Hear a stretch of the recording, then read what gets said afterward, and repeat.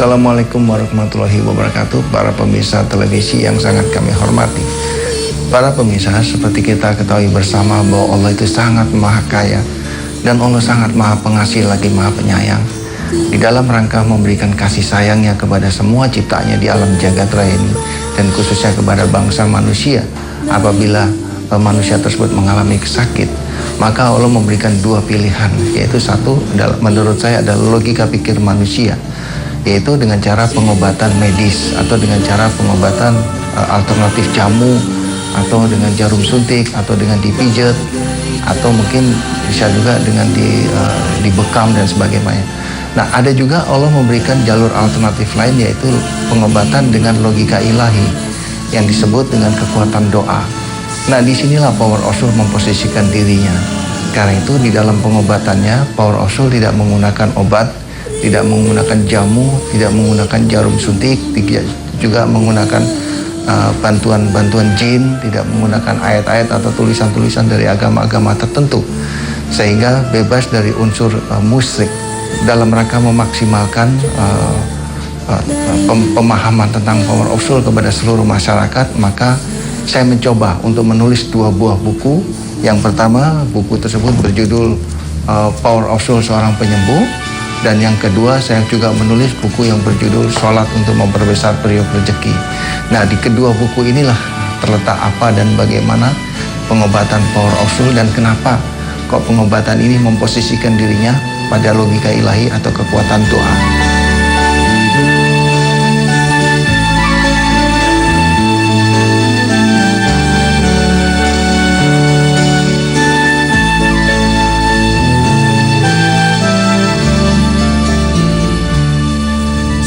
Alhamdulillah saya sampai saat ini boleh dikatakan nggak pernah kambuh lah, vertigo itu nggak pernah ini lagi. Ketemu dengan Pak Ustadz Sony, saya bisa sembuh total. Pengobatan model beliau itu adalah yang tidak salah.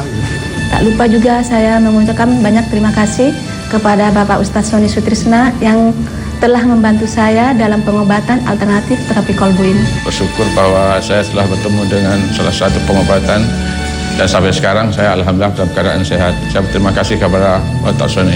Mudah-mudahan penjelasan singkat ini bisa memberikan manfaat bagi kita semua.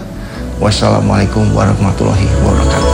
Ibu pengalaman ini berobat ke Ustadz Sony, udah sakit selama 3 tahun, sakit batu empedu, jantung, sama ginjal. Gejala awalnya sakit pendarahan hebat, sakit perut saya dengan sangat, pinggang, paha, semuanya sakit.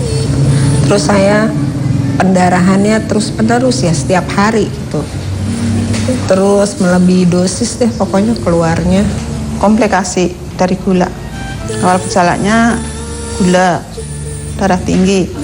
Yang saya rasain pertama cek yaitu sakit-sakitan terus gitu. Awalnya saya dada sebelah kiri nyeri, kalau banyak beraktivitas di rumah kadang-kadang langsung sesak napas, dan kepala juga sakit timbul nyeri-nyeri juga, kadang-kadang pindah-pindah kepalanya sakit. Lihat TV malamnya, terus pagi tertarik minta dianterin anak saya sama suami saya berobat ke sini, Pak Ustadz Sony sini. Pertama saya datang, saya cuma mengalami rasa hangat ya di tubuh saya.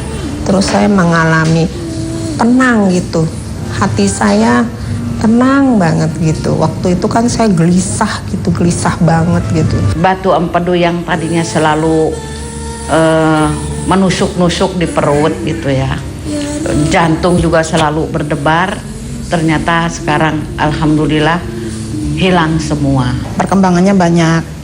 Kedua kalinya lebih enteng lagi, ketiga kalinya sembuh. Karena saya sudah sembuh dan saya bersyukur sama Allah udah menyembuhkan saya melalui tangan Ustadz Sony. Saya berterima kasih juga sama Ustadz Sony. Kalau nggak ketemu dia, mungkin saya nggak tahu ya ada di mana. Saya pokoknya seneng banget deh. Saya sekarang bisa menjalani aktivitas tugas saya sehari-hari, setiap hari. Terima kasih atas bantuannya Bapak Ustadz Sony Sutrisna. Saya udah diobatin, udah bisa sembuh. Saya mengucapkan syukur alhamdulillah kepada Allah Subhanahu wa Ta'ala yang telah menyembuhkan saya Akhirnya sekarang saya tidak nyeri, tidak minum obat, dan tidak sesak lagi. Terima kasih kepada Ustadz Sony karena saya sudah normal gitu. Kalau umpamanya ada teman-teman yang sakitnya seperti ibu gitu loh, silahkan datang ke Ustadz Sony, tinggal mencatat nomor telepon dan alamatnya di Rawamangun ini.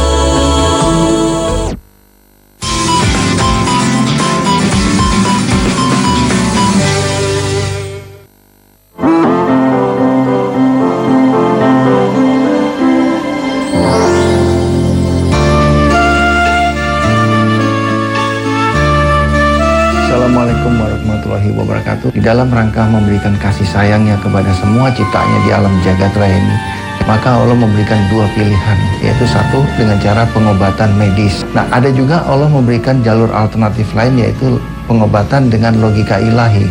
Nah, di kedua buku inilah terletak apa dan bagaimana pengobatan Power of Soul, dan kenapa kok pengobatan ini memposisikan dirinya pada logika ilahi atau kekuatan doa. Bersyukur bahwa saya telah bertemu dengan salah satu pengobatan dan sampai sekarang saya alhamdulillah dalam keadaan sehat. Terima kasih banyak kepada Ustadz Sony yang telah memberikan pengobatan kami. Wassalamualaikum warahmatullahi wabarakatuh.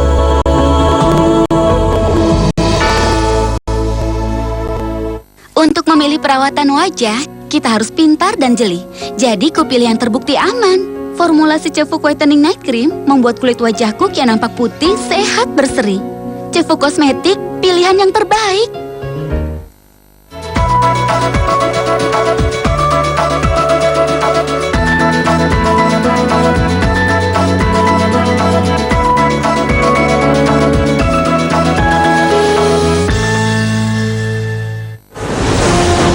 Kerusuhan di Mesir kembali terjadi. Polda Metro Jaya menyita ratusan senjata airsoft gun. Mabes Polri memastikan pabrik narkoba di Lembaga Pemasyarakatan Cipinang dikendalikan Freddy Budi. Rencananya Pemprov DKI akan terus menambah sarana dan prasarana Blok G. Korban diduga sedang berdiri di pinggir rel kereta api. Selain itu, pemerintah sebagai atasan SKK Migas harus segera memberikan klarifikasi atas kasus suap itu. Karena kan BP Migas sudah tidak punya dasar hukum, jadi dikembalikan kepada pemerintah. Jadi gimana? Menteri itu tugasnya policy, kebijakan, pengawasan, juga terlibat dalam operasional sehari-hari. Apakah memang yang namanya korupsi itu semakin baik atau semakin parah? Kalau korupsi itu bukan sesuatu yang baru. Arrosi wal murtasi finnar, yang menyuap, yang disuap, dua-dua musuh neraka. Artinya dua-duanya itu penjahat.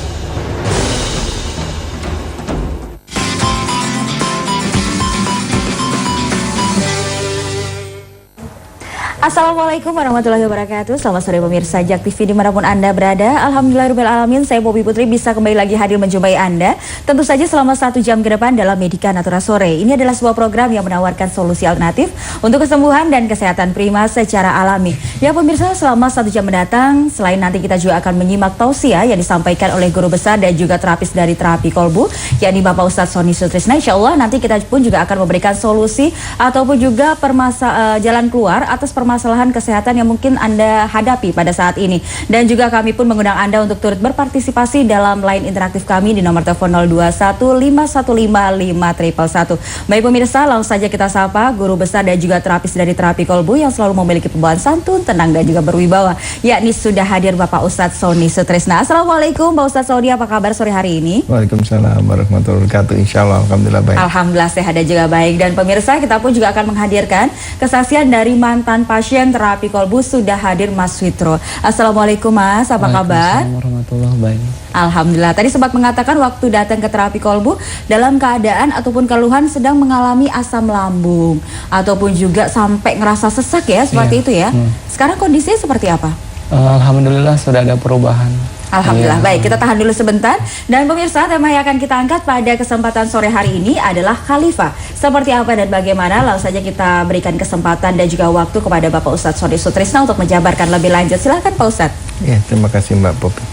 Assalamualaikum warahmatullahi wabarakatuh. Waalaikumsalam. Para pemirsa JAK TV yang dimuliakan oleh Allah dan berbahagia. Pada sore hari ini kita akan coba bicara tentang Khalifah.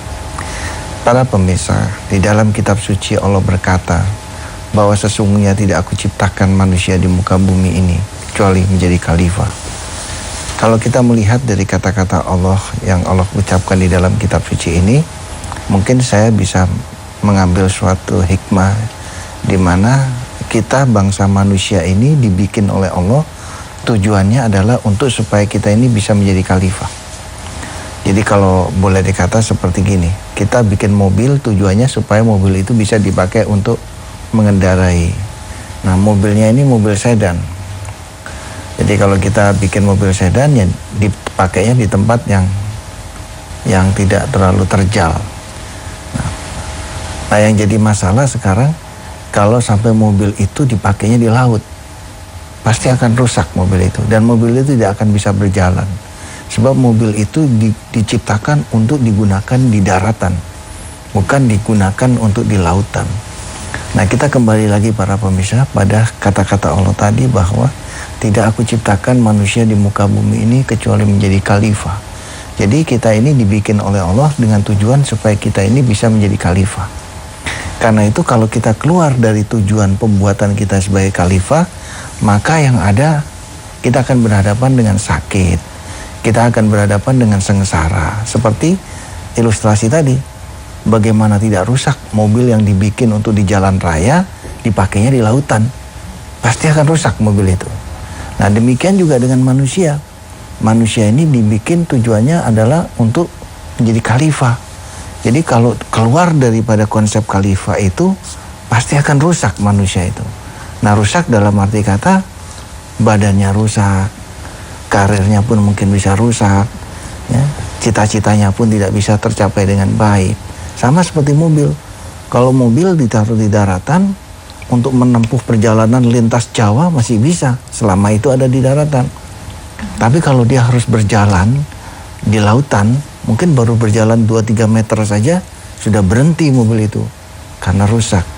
Nah, demikian juga dengan manusia, para pemirsa. Kalau kita keluar daripada konsep pembuatan kita sebagai seorang khalifah di muka bumi ini, maka kita akan berhadapan dengan kerusakan. Kerusakan ini bisa dalam bentuk kerusakan jasmani maupun kerusakan rohani. Para pemirsa Jak TV yang berbahagia, di dalam kitab suci yang merupakan kitab petunjuk bagi kita bangsa manusia ini, jadi kalau kita lihat bahwa manusia ini diciptakan untuk menjadi khalifah, ternyata Allah juga membekali dengan pedoman, buku pedoman. Jadi supaya manusia yang namanya manusia ini tidak salah pakai sesuai dengan diciptakannya, maka ada pedomannya. Nah, pedoman ini yang kita kenal, setiap agama punya kitab suci. Kebetulan karena kita ini beragama Islam, maka kita gunakan pedomannya yaitu Al-Quran. Karena itu kalau kita lihat kitab suci Al-Quran ini, kita mesti sikapi bahwa kitab suci Al-Quran ini bukan kitab dongeng. Kitab suci Al-Quran ini bukan kitab kita belajar bahasa atau kita belajar menyanyi, bukan. Tapi kitab suci Al-Quran ini kita harus sikapi bahwa ini adalah kitab hikmah dan kitab petunjuk. Nah, sebagai bangsa manusia yang diciptakan agar supaya menjadi khalifah tadi, ada buku pedomannya yang bernama Al-Quran. Nah, pedomannya itu yang kita kenal dengan kitab hikmah dan kitab petunjuk. Para pemirsa Jak TV yang berbahagia, kalau kita perhatikan, kitab suci Al-Quran itu hampir lebih dari 60% isinya adalah kisah tentang kejadian. Bagaimana kisah kejadian Nabi Isa, bagaimana kisah kejadian Nabi Musa, bagaimana kisah kejadian Nabi Yusuf, macam-macam kisah kejadian di sana diceritakan. Bagaimana kisah kejadian Korun, ya, macam-macam di sana kisah. Sehingga akhirnya hampir 60% isinya tentang kisah. Nah, sekarang kalau kita sikapi kitab suci Al-Quran ini sebagai kitab dongeng, wah asik tuh membacanya. Tapi ternyata pada saat kita sikapi sebagai kitab dongeng, selesai baca ya kita akan tahu cerita sebuah kisah dongeng. Kita nggak dapat apa-apa. Kenapa? Karena kita sikapi ini sebagai kitab dongeng. Padahal di dalam ayat di dalam kitab suci Al-Quran itu dikatakan bahwa ini bukan kitab dongeng. Ini adalah kitab hikmah dan kitab petunjuk. Artinya apa? Artinya pada saat kita membaca kisah tadi, kita harus ngambil hikmahnya. Apa nih hikmah di balik kejadian kisah-kisah ini? Hikmah apa yang kita bisa ambil? Dan di dalam kitab suci juga banyak sekali petunjuk-petunjuk jelas.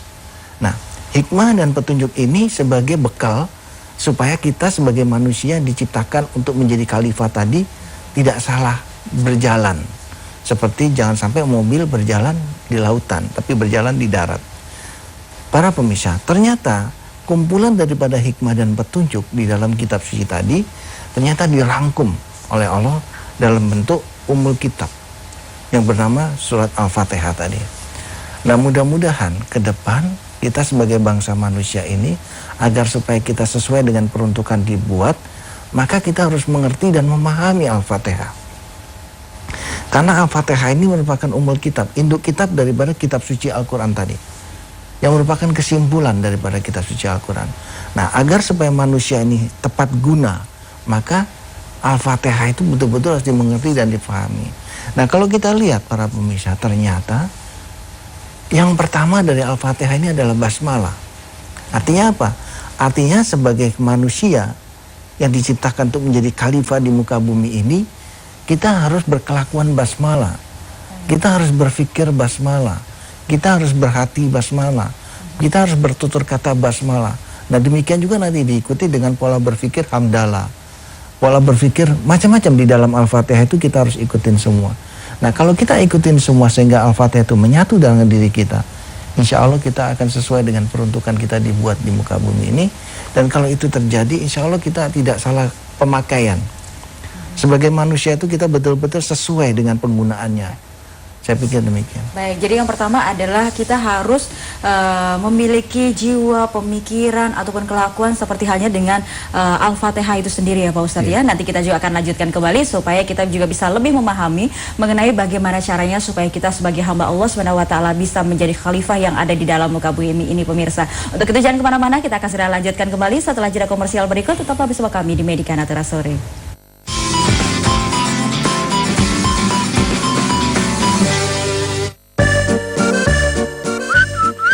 Wah, dia makin cantik ya? Iya, beda banget sama kemarin. Sejak 7 hari yang lalu, aku merawat wajahku dengan Cevuk Whitening Night Cream setiap malam.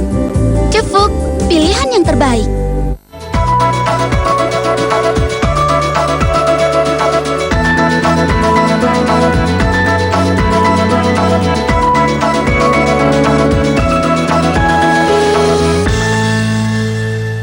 Bedaan jus yang di blender dengan menggunakan juicer itu apa? Buah-buah itu kan mineral. Jadi kalau kita cuma minum airnya doang, itu udah kayak minum sirup gitu. Ada manfaatnya udah minimal gitu. Jadi sebenarnya lebih bagus kalau di blender. Ada blender bukan juicer. Fitness tuh yang kalau ngikutin sehari kalori bahkan Iya, ribet ya. Mungkin gua nggak cukup pintar untuk tahu sedetil itu gitu. Tapi artinya asal kandungan 4 sehat 5 sempurna. Yang ini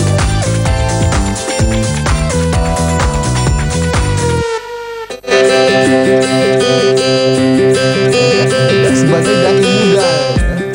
Kita melihat nih sekarang anak muda sepertinya Novel anak-anak zaman kecil dulu ada 5 sekawan yang ikut. Ada 3.000 anak nggak ya? Enggak. Oh enggak. Kekerasan yang dialami oleh anak-anak di dalam rumah. Pulang malam karena macet sampai jam 10 udah capek nggak keburu ngapa-ngapain lagi, boro-boro katanya mau ke gym. Ya udah 10 juta tetap aja. Kok kayaknya kurang aja.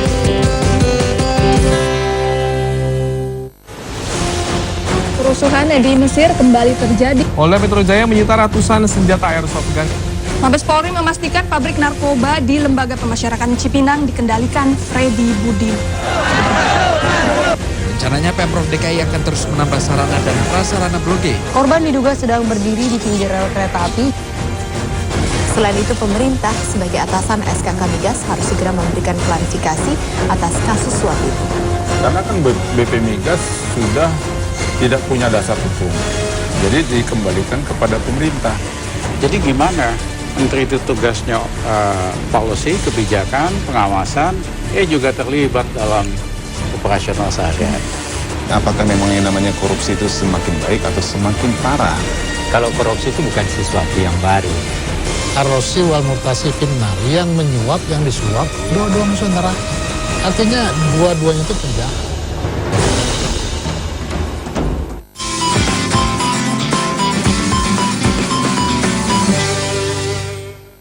Ya, terima kasih pemirsa. Tentu saja Anda masih bergabung bersama kami di Medika Natura Sore dan juga masih bersama dengan terapi kolbu.